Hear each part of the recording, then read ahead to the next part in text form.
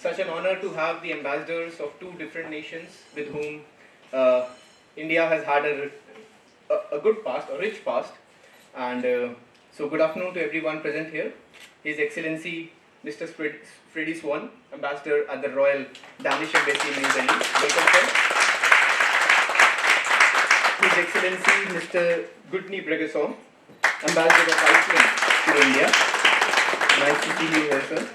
Professor Ithjorson, Professor at the University of Iceland. He is also here to deliver what is a promising lecture for the students of English language and literature. Sir would be delivering a lecture on linguistics, and all the other dignitaries, the personal secretariat of the ambassadors, namaste to all. Welcome to one of the most prestigious colleges of not just Delhi University but the entire country, Hansraj College. Upon a mere Google search, we get to know that linguistics is, simply put, and I'm quoting it, the scientific study of language or the science of language. However, I believe that linguistics is not just a science of language, it's the science of humanity itself. Because what are we if not for language, right?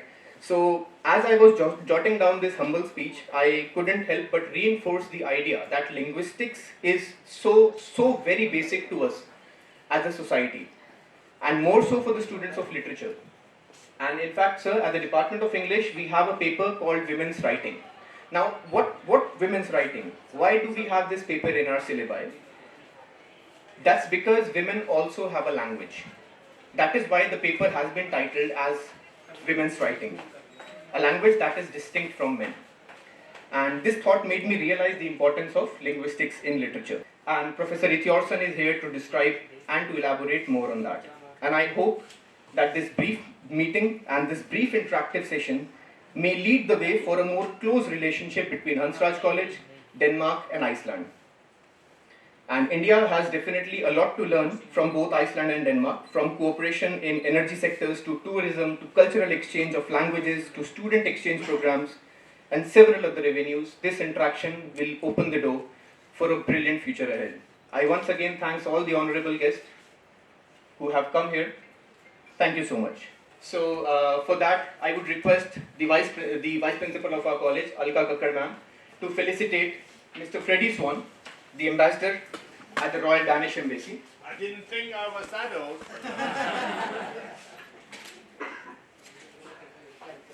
Thank you.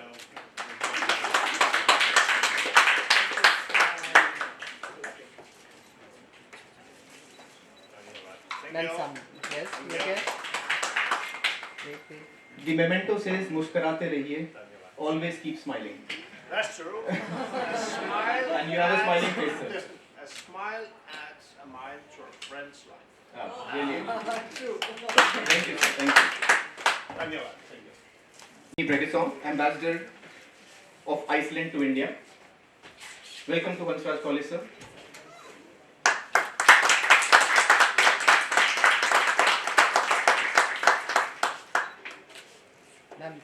Sir, look here. Smile. Thank you. And lastly, we have Professor Ithjorson, Professor at the University of Iceland at the Department of English and Linguistics. Welcome, sir. Thank you so much for coming to Hansraj. Yes, look here.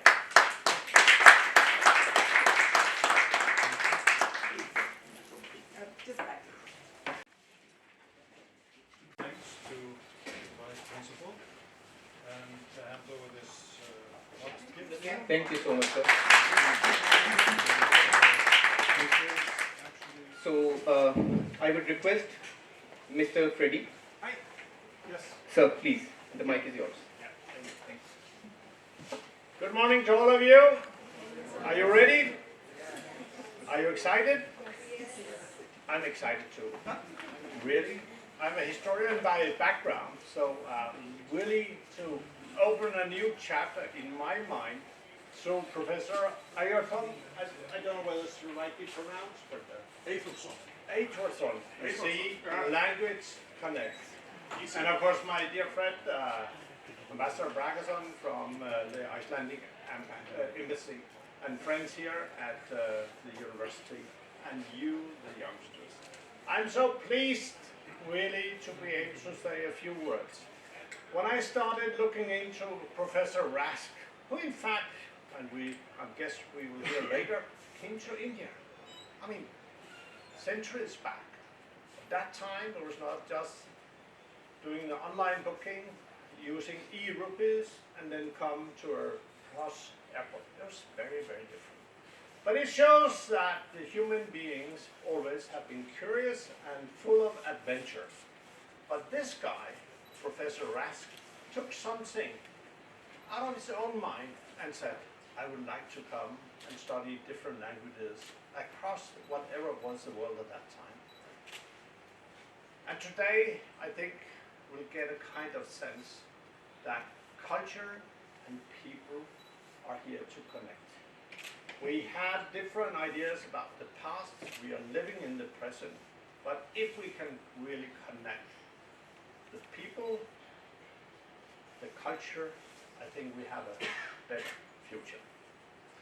You are the students that will be the future, not only of India, but of the whole planet. So I hope that when listening to the insightful words of my colleague, Ambassador Bragason, but also Professor, that you will say, okay, one day, despite digitization, despite e-rupees, despite Air India, Indigo, whatever it's called, or Finnair, or Icelandair, then you will throw yourself into a personal adventure, trying to cover subjects which will be remembered 200 years later. So, all of you, I wish you a fantastic lecture by Honorable Professor. You are not the only one who will learn from him. I will also, with my lovely wife, who is there, number 2, on that side. You have to be careful when you're saying this is my wife. So, I hope really that you will say to yourself, me being an Indian, one day I will go to the moon, even to Mars, and then 200 years later, you will be recognized for whatever you have done on a personal level. So good luck, all the best, and dhanyavad. Thank you. And by the way, I will not say anything about how good Denmark is and how good our collaboration with India is. It stands up. There's no need of really promoting it because it's really fantastic. And that's not the place to bring that into the future. Dhanyavad. But I did it. Sorry, was that too long? No. Just Definitely, sir. Denmark, as we all know, it's a beautiful place, and so is India, and our relationship together will be even more beautiful. Thank you. Dhanyavad. Thank you. So, the ambassador of Iceland, we welcome him to speak a few words.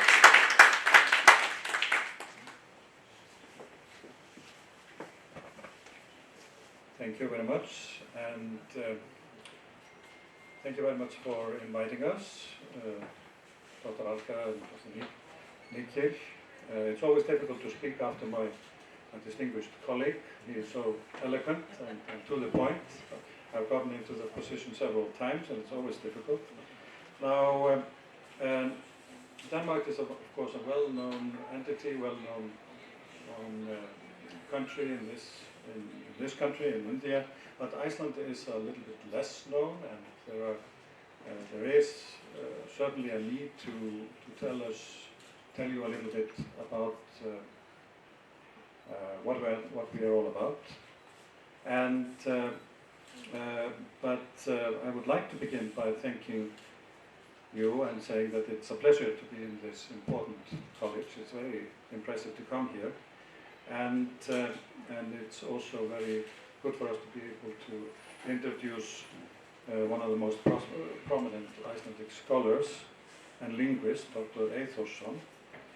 And I would like to acknowledge his wife also, Rosa Gísladóttir, an artist, who gave yesterday at the National Gallery a talk on her art. And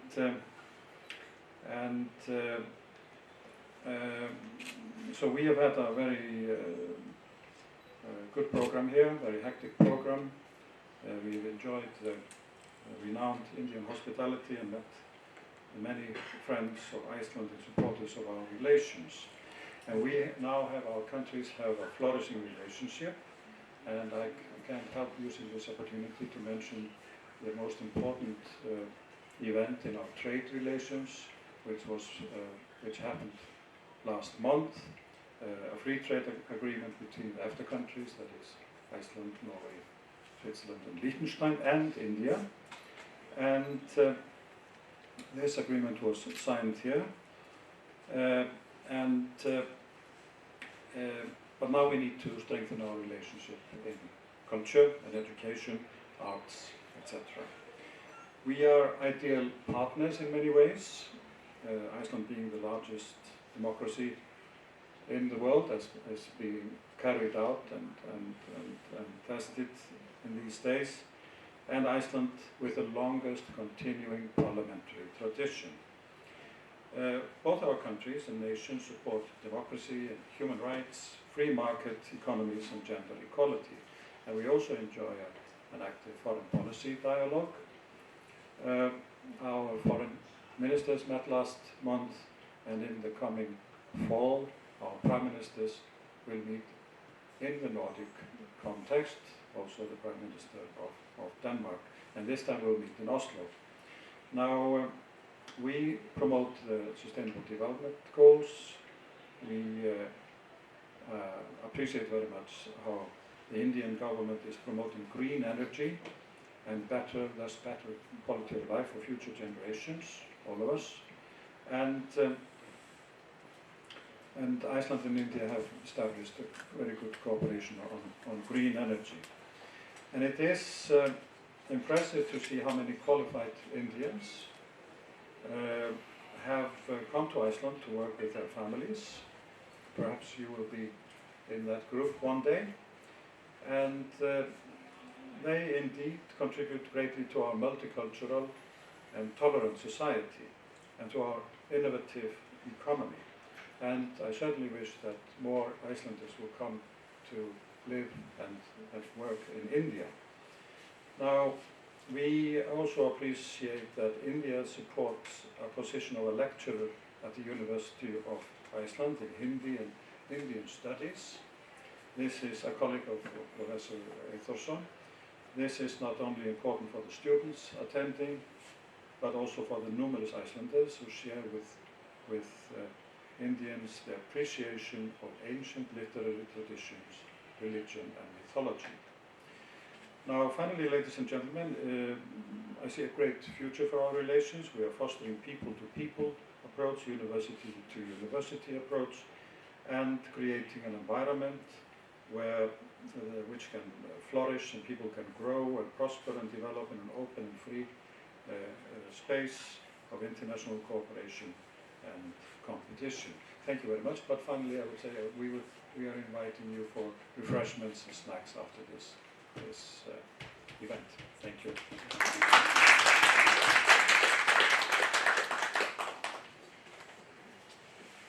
Thank you so much, sir. So Professor Eithorsson will now speak on the Danish linguist Rask.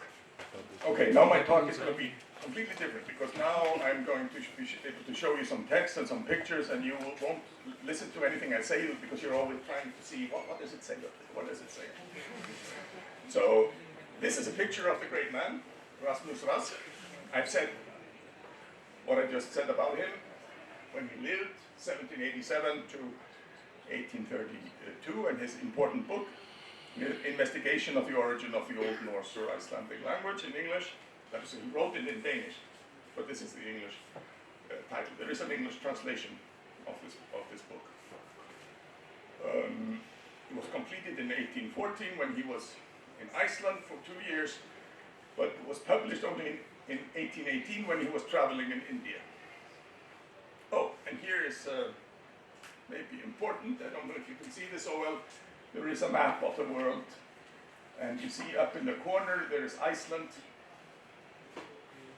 here, all the way far up here, India is here, and sort of in between there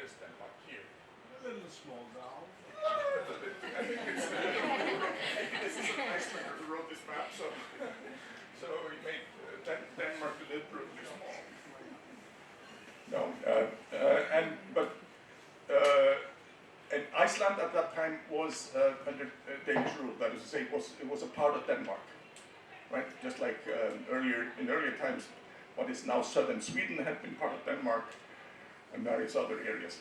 And Norway. And Norway, yes.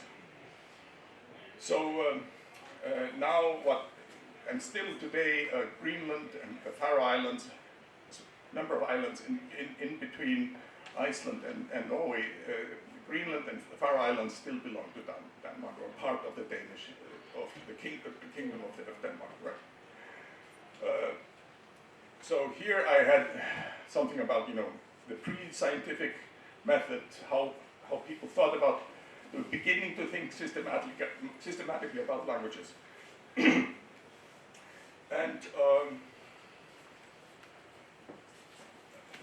they looked at the numerals. Okay, so we see English numerals like 1, 2, 3, 10, 100, Icelandic 1, 2, 3, 10, 100, German 1, 2, 3, 10, 100, Russian 1, 2, 3, 10, 100, Latin 1, 2, 3, 10, canton, Greek 1, 2, 3, 10, hecaton, and Sanskrit 1, 2, 3, dasham, shatam.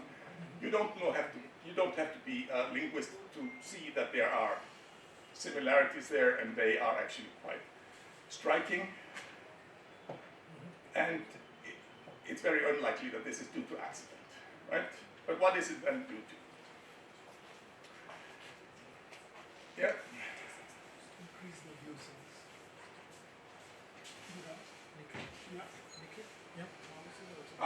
Even better. So let's just skip ahead. Then there was a man named William Jones, right? Maybe somebody has heard about him. Who has heard about Sir William Jones? Am I the only person? No, you have. You get a brownie point.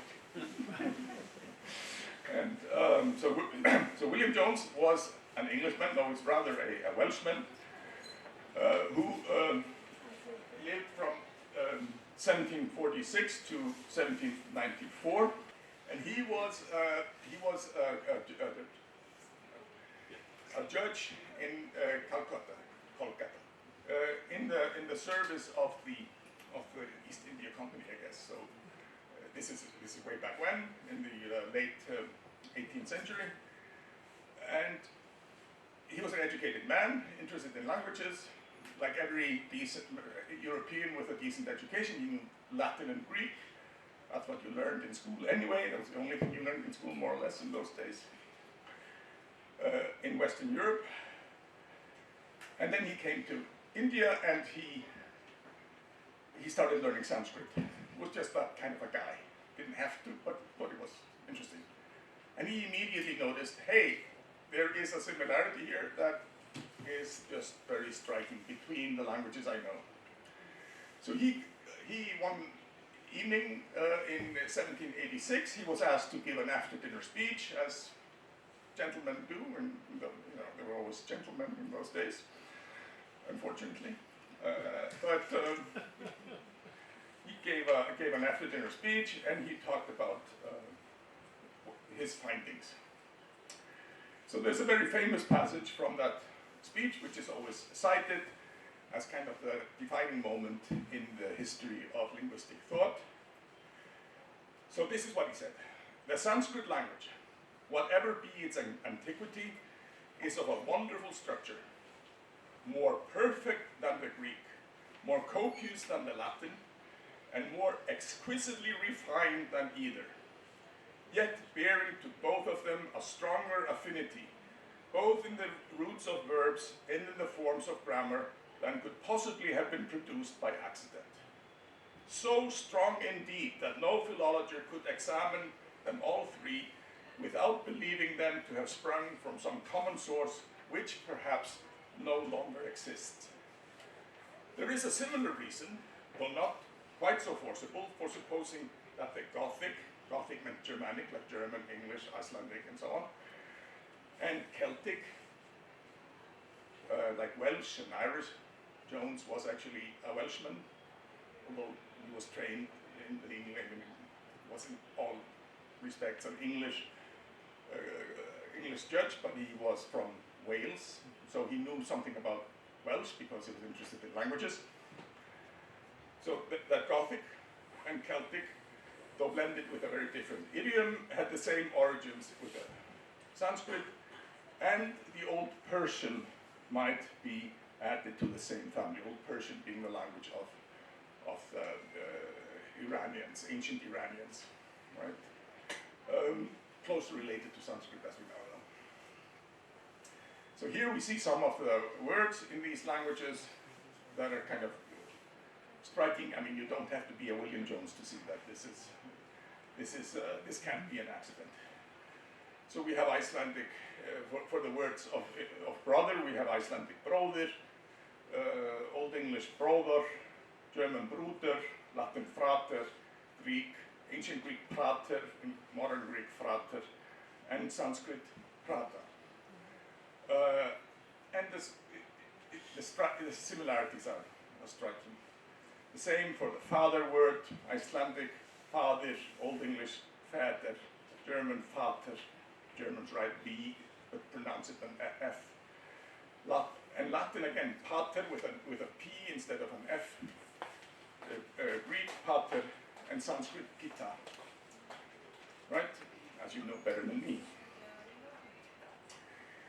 So if we look at Jones's arguments, we can see that we can distinguish 3 steps in his thinking.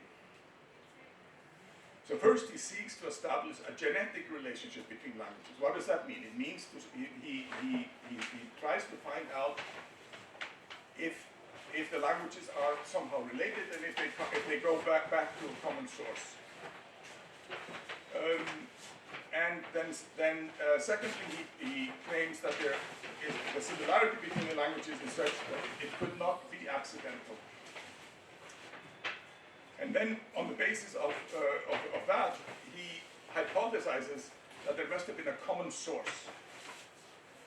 And this source is the hypothetical ancestral stage of the languages that Jones was comparing, and from which these languages were assumed to have developed.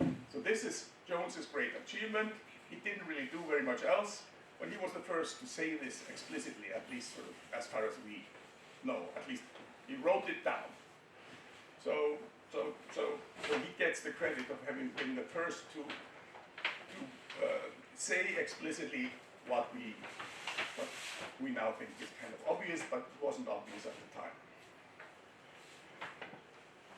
Now we come to Rasmus Rask again. Jones's work was continued by Rasmus Rask. He was born in Denmark, and as I mentioned, showed already in his youth, he showed a remarkable talent for languages. He didn't only learn Icelandic, but a number of many other languages. So by the time he died, he said to have at least spoken 25 languages and known actively 25 more. Now in India, where everybody speaks more, lots of languages, this is maybe normal. But in Europe, we think it's quite amazing. So he went to Iceland and stayed there from about 1813 to 15 to study the language. And he was able to master Icelandic to perfection. He boasted. He took great pride in that. His first love of languages was Icelandic. And he was very happy that people couldn't really tell that he was a Dane. Icelanders usually can tell that foreigners are that they are not Icelanders, but he was able to get the pronunciation right. And he did many other things. He helped founding the Icelandic Literary Society and was also instrumental in helping Icelanders to fix the orthography, right? Which is still used more or less in the same way that he suggested. Here we see a picture from Iceland. Iceland in the early 19th century was a very poor society, one of the poorest in Europe, and so it's very different from what we get now. So what is Icelandic? It's a Germanic language, and it's a North Germanic language in particular, along with other Scandinavian or Nordic languages like Norwegian, Danish, and Faroese that I just mentioned. And then on the other hand, we have West Germanic languages like German and Dutch, and English, believe it or not, is also West Germanic language, although it's very much mixed with French. Why is that? Well, 1066 and all that, what happened in 1066? Norman invasion to England, right? So lots of French-speaking Normans came to England in 1066 and basically changed the situation there forever. So modern English is kind of like a mixture of French and English, you would say, with some Scandinavian elements. And then finally there's East Germanic, and there's not much left of, there's nothing left of that, but there is a text in Gothic that we still have, which is the earliest Germanic text that we still have, in addition, apart from some runes that I will maybe talk about later. But anyway, but Rusk was actually the first person to clearly distinguish between these three branches of the Germanic languages, the North, the West, and the East Germanic, right? So he did many things. Here we see the front page of the prize essay. We got the prize, remember, for the investigation of the origin of the Old Norse language. And this book is actually the foundation of Indo-European linguistics as a scholarly discipline, and Indo-European is about establishing the relationship and development of the Indo-European languages. The big language family spoken all the way from India in the east to Iceland in the west, and nowadays even further, like North America and so on and so forth, and the Americans in general. So, so what was his contribution? What was Rusk's contribution in this book? Well, he said that in order to establish linguistic relationship, we needed more than just intuitions, right? It's good to have intuition and be clever and see things. You know, if you compare the numerals in these languages that we just looked at, you see that there must be a relationship. But what is it? How do you establish it? And so what he said, well, we have to look for the regular and systematic correspondences between individual languages. And so this is one of the many original contributions in this book, is that for the first time, it is stated that there is a systematic correspondence between the sounds in different Indo-European languages. So, for example, he noticed that certain sounds in ancient Greek, like in the word for brother, prater, and pero, I carry, correspond to other sounds in Germanic, like brother and beer, to carry. And this is quite systematic and goes through the whole vocabulary. It's not just in a couple of words, it's across the vocabulary. So it's systematic. We see here Icelandic bera, Old English beran, German bären and gebären, right? But then again, there's different in Sanskrit. Barami, right? Barami. I carry. So in a way, Rusk in his book did something that was actually rediscovered or restated by a more famous linguist, namely Jacob Grimm, somewhat later. So you know about Jacob Grimm. Grimm was one of the Grimm brothers, right? Remember the Grimm brothers, the collectors of fairy tales? I think movies have been made of that not so long ago, so people know about it maybe. So there were these Grimm brothers who collected fairy tales, but when Jacob was not helping his brother collecting the fairy tales, he wrote on linguistics, on grammar. And he could read Danish, so educated man, and he read Rusk's work, which was written in Danish and not easily accessible to people who wrote in other languages.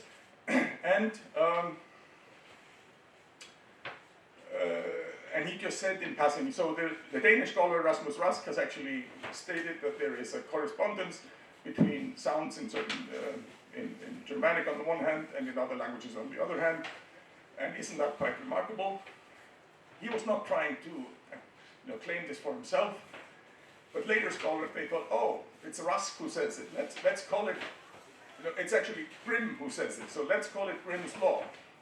So everybody forgot that it was actually Rusk who had first stated this rule, but Jacob Grimm got the honor. But this often happens in scholarship.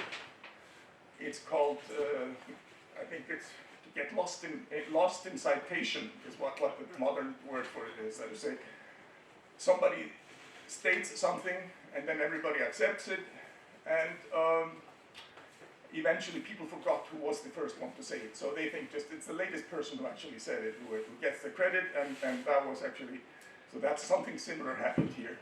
That's okay, we don't care, but it's good to remember that there was actually somebody before Jacob Grimm who was the first to actually say these things. Here we see some other correspondences between the Indo-European languages and the Germanic languages, like pater in Indo-European, the P corresponds to F in Germanic, the T in the word for three corresponds to a thorn in the Germanic languages, like three, and so on and so forth. Okay, so clever as Rusk may have been, he did not yet know Sanskrit. Sanskrit was not so well known in the West during his time. Obviously somebody like William Jones would have known it, but he had actually been to India. And there were some people, Westerners, who had begun to study Sanskrit, but Rusk had not yet acquired that knowledge and didn't have access to materials on Sanskrit. But he very soon realized that without the knowledge of Sanskrit, his work would not be complete. And so he started to learn it. And let's just move on a little bit. Yeah, let's go just to his voyage to India. So that's the interesting part here. So he thought, what can I do to improve my knowledge of Sanskrit? Well, I just go to India. That's what I do. And he was right. This is what we all should have done. This is what I should have done when I was little, but I didn't. And I wish I had. But he did, and but it took him a time. So he got a grant from the Danish king. You remember the enlightened monarchy in Denmark gave him again a scholarship to go to on a big journey, 7 years voyage to which was the ultimate goal was India, but he went first to Sweden and then to Russia. He stayed in St. Petersburg for a while, and that's where he started learning Sanskrit. There were some Russian and German scholars in St. Petersburg who were knowledgeable about the language. And then he traveled over land all the way to over Persia, and eventually he reached India and Sri Lanka, Ceylon as it was called back then. So in 1819 he goes from St. Petersburg, Central Asia, Tehran, stayed there for quite a while. You know, he usually stayed some time in every place, and eventually in 1820 he reaches Mumbai in India, right? And he was nicely welcomed by the British authorities there. There was an English official named Mountstuart Elphinstone, who is quite well known, who actually took a liking to this young Dane, who was different from most people Westerners who came to India, who were either seeking fortune of some kind, they were merchants or adventurers, but Rusk was just going there in pursuit of knowledge. That was his goal. And he had great respect for the language and the culture of all these countries that he visited. And he was very quick to learn the languages in these places. So from Mumbai he traveled through India via Varanasi, where we were just a couple of days ago. the ambassador, my wife, and I were visiting Varanasi. It was just truly amazing. He went to Calcutta, let's say Kolkata, Madras, as it was called then, Chennai now, and Sri Lanka, Ceylon, as it was known then, where he arrived in 1822.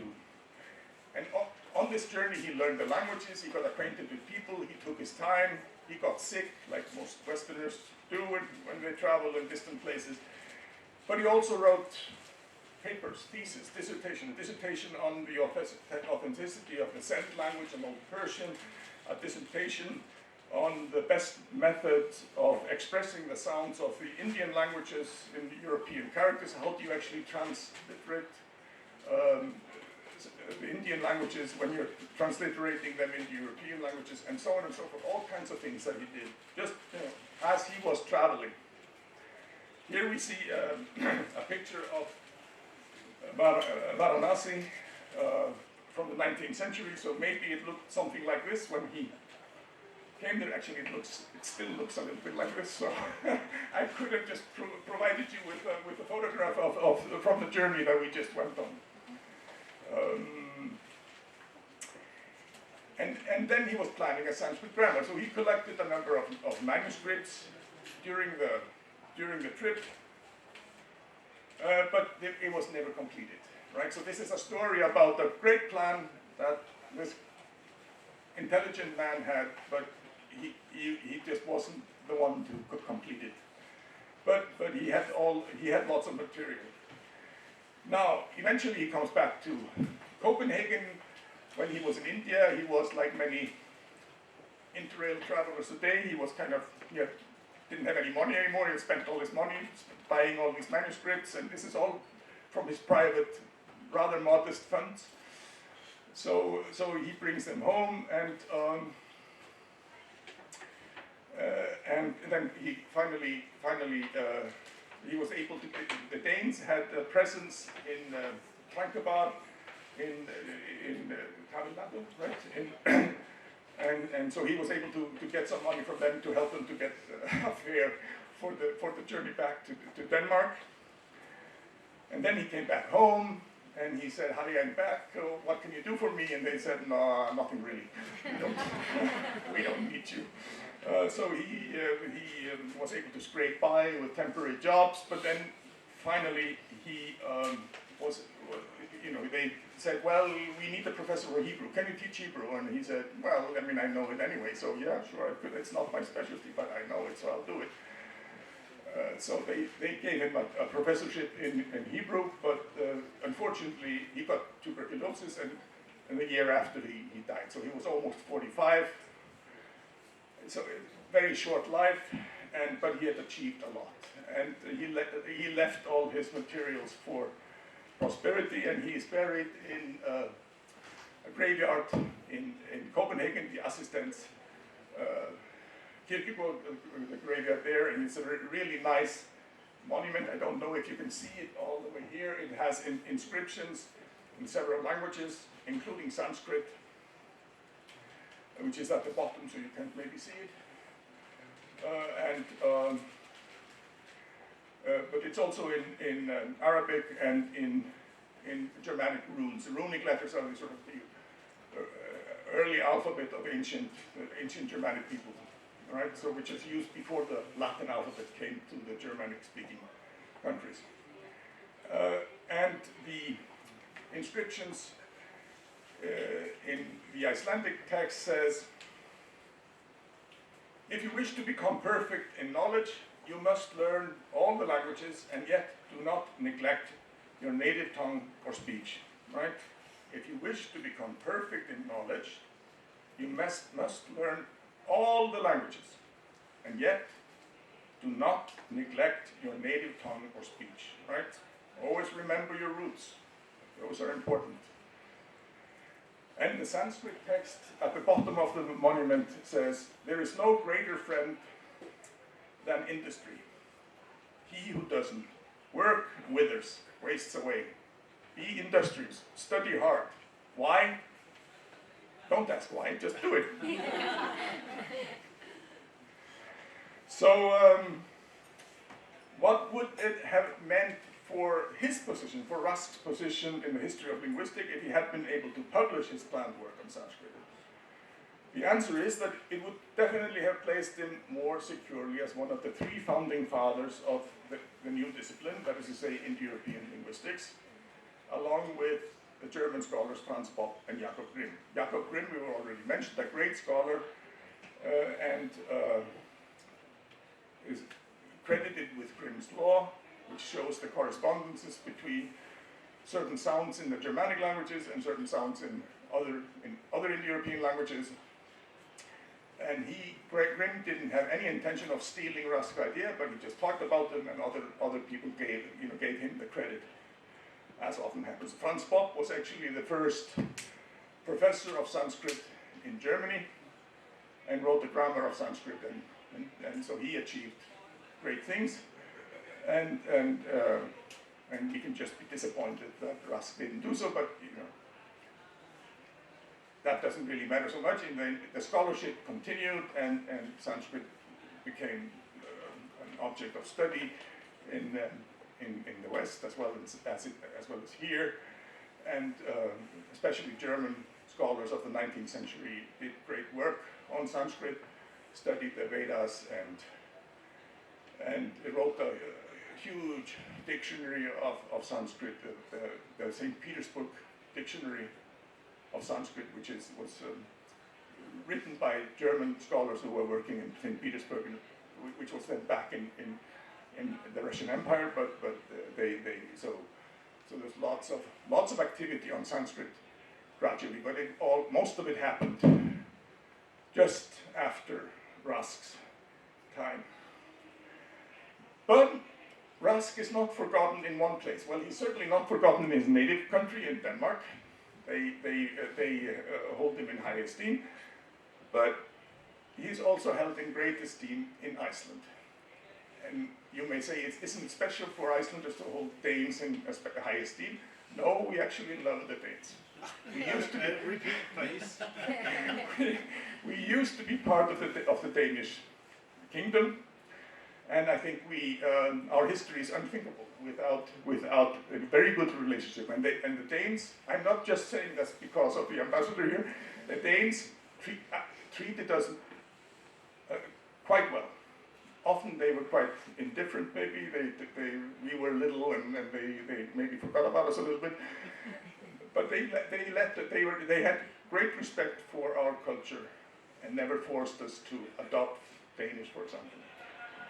So they allowed us to keep our language, which is basically the only thing we have in addition to geysers and glaciers and things of that nature.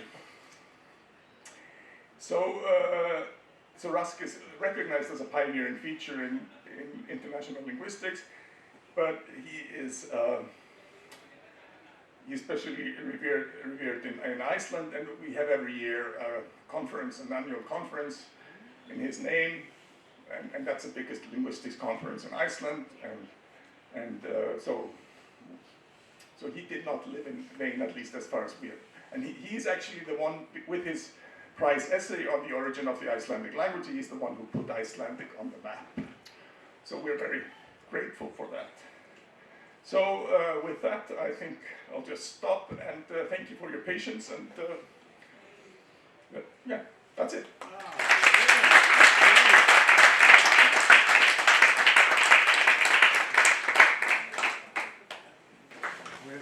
Dr. Nikhil Raj is an alumni of Hansraj College and closely associated with the embassies of Iceland and Denmark. And the entire program was conceived and curated by Dr. Nikhil. And the vice principal, ma'am, Alka Kakkar, she was her teacher, his teacher in fact at that time. So, a close association with Hansraj, and whoever comes at Hansraj remains an Hansarian for the rest of their life. And thank you so much, Professor. I'll just take 1 minute to announce. Okay. A wonderful lecture, of course, and most of the students present here are students of English literature. So during their masters, when they are majoring in literature, they have a paper of linguistics. So we just have 2 to 3 minutes maybe, and then the ambassadors will also push off. So if anyone has a question to Professor Ithyorson, so the house is open for questions. Anyone? Any student? Yeah. So first of all, I quite enjoyed your lecture. The field of linguistics is very intriguing, and it was really interesting to know Rusk's insights and discoveries in linguistics. And as Sir said, we all are students of literature, and we delve quite a bit into British and English literature. So I guess my question to you is, do you think there are any kind of parallels or similarities between Danish literature and linguistics specifically, Danish linguistics and English linguistics? Are they somehow intertwined or connected? Definitely, there is no question about that. So Danish, English, and Icelandic, if I may say that, are all closely related, and there's a lot they have in common. And I think for historical purposes, knowledge of Old Norse and Old Icelandic is essential and very good to know both if you're studying English and Danish. And there are a great similarities. So the oldest poem in the English language, the oldest big poem in the English language is which? The Beowulf, right? Where does Beowulf take place? In Scandinavia. Why did the old Englishman write a poem that took place in Scandinavia? Well, because they lived there. They lived in Scandinavia before they came over to England. So the roots are common, right? So it goes all the way back there. And there's been lots of influence back and forth. Obviously, nowadays, English is so dominating that it plays a much bigger role than the role of Icelandic and even Danish.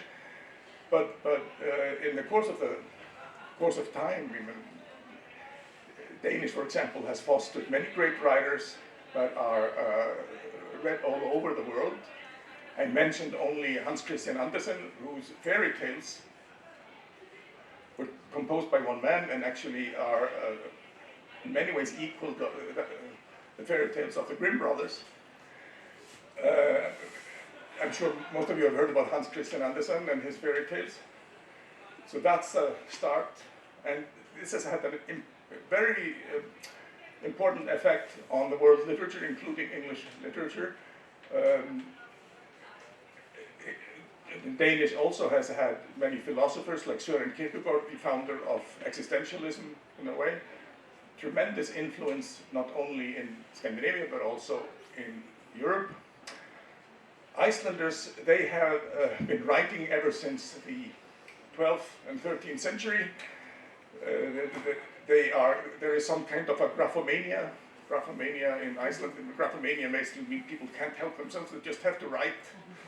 And so there's lots of writing activity, and we even have a Nobel Prize winner, Halldór Laxness, who got the Nobel Prize in 1955. And he has had tremendous influence not only on Icelandic writing, but also on Scandinavian writing. And he's being rediscovered all over the place. So for one of his great novels, Independent People, was translated into English decades ago, but it's being rediscovered now, and everybody's talking about it. So if you can pick it up somewhere at some airport or something, go for Independent People, and it's a rewarding experience. You will understand the Icelandic soul better if you read it. It's all about an individual who wants to be his own master. He cannot stand being in anybody else's service, even though it means poverty and in the end the death of his family and everybody around him. So it's death and destruction, but it's a horrible tragedy, but he wants to be independent, which is both good and bad. And this is being now rediscovered in all over the place. You read about it. Recently there was a big article in The Guardian about that, about this novel, although it's quite, it was written mid 20th century. there is some truth in it that is still speaking to us. So the literatures of these three countries, Iceland, Denmark, and the English-speaking world, both England and America and other English-speaking countries, it's intertwined. And so it's good not to lose sight of the comparative aspect and the fact that we're all connected. I could say more, but I think that's one. It's so interesting. Yeah. So, considering the paucity of time, we are short on time. There was one student who was very keen to ask a question, and he in fact asked me a question before the lecture began. So I would invite that student. I think there he is. Yeah. Good morning to the respected judges and guests. My question is that for literature students, are there any internship opportunities in the embassies of Iceland and Denmark? What was the question? Other opportunities to go to the countries. And also cross-cultural interactions and better interactions. I think I'll pass this question to Dr. Nikhil and Mr. Prasoon. They will contact you. You can get in touch with them. So of course, I believe as Denmark, Iceland, and India comes together. Yeah, the ambassador wants to say something. Yes, please, I will. A couple of months ago, Denmark and India, we signed an agreement on migration and mobility. And if you look into that, you'll see a new wave of opportunities if you want to study in Denmark and so forth. So I leave my business card here so you can contact me. And before, I know I'm under pressure, but Professor mentioned or showed some of the inscriptions at the grave of Mr. Rask, Professor Rask. And there's also a Danish inscription. And I think it gives us a little bit of perspective from that time up to today. And it's saying, or reading, our fatherland, we owe all we can accomplish. So keep that in mind. Daniel. Thank you so much, everyone. Outside we have coffee for all of you. And please don't forget to take your lunch boxes from the Embassy of Iceland and Denmark together. And yeah, we have coffee outside. So thank you so much, everyone. And a huge round of an applause for our guests, for Professor Richardson, for Mr. Freddy.